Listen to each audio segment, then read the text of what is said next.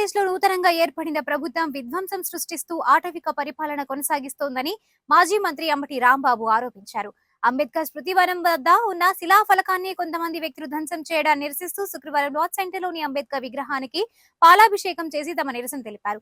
ఈ నిరసన కార్యక్రమంలో మంత్రి, ఇతర వైసీపీ నాయకులు మాట్లాడుతూ కేవలం శిలాఫలకంపై మాజీ ముఖ్యమంత్రి పేరు ఉందనే కారణంతోనే ఈ ఘటన జరిగినట్లు తాము భావిస్తున్నట్లు చెప్పారు. ఇప్పటికైనా ప్రభుత్వం కక్షలు పక్కన పెట్టి అభివృద్ధిపై దృష్టి పెడితే బాగుంటుందని సూచించారు. విజయవాడలో ఒక చరితాత్మకమైనటువంటి అంబేద్కర్ స్మృతి వనం పైన గుర్తు తెలియని వ్యక్తులు దాడి చేసి ఎవరైతే అది ప్రారంభించారో వైఎస్ జగన్మోహన్ రెడ్డి గారు ఆ రోజు ముఖ్యమంత్రిగా ఉండి ప్రారంభించారో ఆయన పేరుని సుత్తులతోనూ రాళ్లతోనూ కొట్టి వాటిని చెరిపేసేటటువంటి ప్రయత్నం చేయటం అనేది చాలా దురదృష్టకరమైనటువంటి సంఘటన. ఇవాళ రాష్ట్రంలో జరుగుతున్నటువంటి చేష్టలు కానీ సంఘటనలు కానీ చూస్తున్నప్పుడు ఇది ఒక ఆటవిక రాజ్యంగా ఉన్నది తప్ప ప్రజాస్వామ్యంగా లేదు. ఇది బాబాసాహెబ్ అంబేద్కర్ రచించిన రాజ్యాంగం ప్రకారం దేశమంతా నడుస్తూ ఉంటే ఆంధ్రప్రదేశ్ మాత్రం రెడ్ బుక్ రాజ్యాంగం నడుస్తూ ఉన్నట్టుగా అర్థమవుతూ ఉన్నది. నిజంగా బాబాసాహెబ్ అంబేద్కర్ని గుర్తుపెట్టుకొని జగన్మోహన్ రెడ్డి గారు ముఖ్యమంత్రి అయిన తర్వాత ఒక ఆలోచన చేసి ఒక స్మృతివనాన్ని నిర్మించాలనేటువంటి ఉద్దేశంతో ప్రభుత్వం తరపున 125 అడుగుల ఎత్తు కలిగినటువంటి అంబేద్కర్ విగ్రహాన్ని విజయవాడ నడిబొడ్డులో ఎంతో వ్యయ ప్రయాసాల కోర్చి ప్రభుత్వం దాన్ని నిర్మించింది, ఘనంగా ప్రారంభించింది. మనం విజయవాడలో ప్రవేశించేటప్పుడు మొదటిగా తల ఎత్తి చూస్తే కనపడేది బాబాసాహెబ్ అంబేద్కర్ విగ్రహం. అలాంటి విగ్రహాన్ని ఆవిష్కరించి ప్రారంభించిన అంబేద్కర్ గారు ప్రపంచ మేధావి, భారత రాజ్యాంగ సృష్టికర్త. బాబాసాహెబ్ అంబేద్కర్ గారి 210 అడుగుల ఎత్తున్నటువంటి విగ్రహం మీద దాడిని ఈ రోజున వైఎస్ఆర్ కాంగ్రెస్ పార్టీ తరఫున గుంటూరు జిల్లా నుండి తీవ్రంగా ఖండిస్తూ ఉన్నాం. అది ఒక గొప్ప మాన్యుమెంట్గా ఈ రోజున భారతదేశంలోనే కాకుండా ప్రపంచంలోనే ఉన్నతంగా కొలవబడే వ్యక్తిని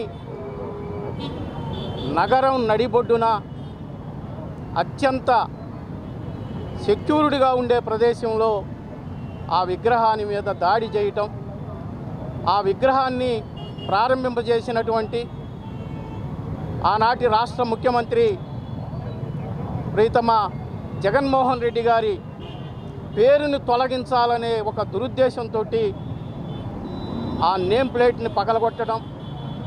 దీనిని ఈరోజు మరి నిన్న రాత్రి జరిగిన సంఘటన బిఆర్ అంబేద్కర్ గారి విగ్రహం దగ్గర మరి నేమ్ ప్లేట్ కానీ అక్కడ జగన్మోహన్ రెడ్డి గారు ఎంత ఇంపార్టెన్స్ ఇచ్చి, అంటే ఎస్సీ ఎస్టీ బీసీ మైనారిటీలకి ఎంత ఇంపార్టెన్స్ ఇచ్చి ఆ విగ్రహాన్ని ఆవిష్కరించి, మీరు చూసుకుంటే ఈ రాష్ట్రంలోనే మిడిల్ ఆఫ్ ద స్టేట్లో మరి విగ్రహాన్ని ఆవిష్కరించి ప్రతి ఒక్కరికి గౌరవప్రదంగా ఉండే విధంగా జగన్మోహన్ రెడ్డి గారి ఆలోచన విధానాల్లో మరి ఒక విగ్రహం ఆవిష్కరించారు. ఆ విగ్రహాన్ని కూడా తొలగిద్దాము అంటే అక్కడ నేమ్ ప్లేట్ ఒక్కటి తొలగిస్తే చాలు, జగన్మోహన్ రెడ్డి గారి పేరు ఒక్కటి తొలగిస్తే చాలు, అంతా భయపడి వెనకడుగు వేస్తారనుకుంటున్నారు.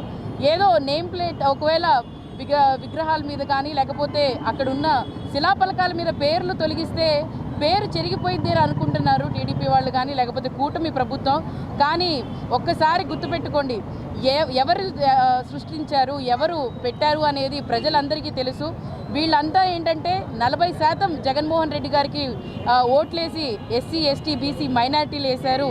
అందుకోసం వాళ్ళని కూడా ఇబ్బంది పెట్టాలి. ఇప్పుడు దాకా వాళ్ళు మరి వైఎస్ రాజశేఖర రెడ్డి గారి విగ్రహాలనే కాదు, లేకపోతే మీరు అంబేద్కర్ స్మృతి భవనానికి ఫేవరా ఎగనిస్టా? Because Ambedkar is not asset of YSR Congress party. He is a Jati Hita. Bharat Ratna. అటువంటి వ్యక్తికి ఈరోజు ఈ యొక్క ప్రభుత్వం ఇంత అవమానకరంగా ఈ రోజున జగన్మోహన్ రెడ్డి గారు ఎంతో విజయవాడ నడిబొట్టులో ఉన్నటువంటి గ్రౌండ్స్లో 125 సంవత్సరాల సందర్భంగా అంబేద్కర్ జయంతిని పురస్కరించుకొని విగ్రహం స్థాపిస్తే దాన్ని కూలగొట్టాలనే ఉద్దేశంతో ఈ ప్రభుత్వం చాలామందిని ఉసిగొల్పి పంపించి ఈ దారుణానికి ఒడిగట్టింది. రాబోయేటువంటి రోజుల్లో, ఎందుకంటే అంబేద్కర్ హ్యాస్ సెడ్ ఈ యొక్క రాజ్యాంగాన్ని కనుక మిస్యూజ్ అయితే అది first person to burn it, first వ్యక్తి నేను. అటువంటి ఈ రోజున రాజ్యాంగంలో ఉన్నటువంటి మనము జగన్మోహన్ గారు చేసిన మంచి పనులు అప్రిషియేట్ చేయాల్సింది పోయి ఈ రకంగా దాడులు చేస్తూ ఉంటే, రేపు పొద్దున టంగుటూరు ప్రకాశం పంతులు గారు పేరు పెట్టారని చెప్పి బ్యారేజ్ని కూడా పాల్గొడతారని అడుగుతా ఉన్నా.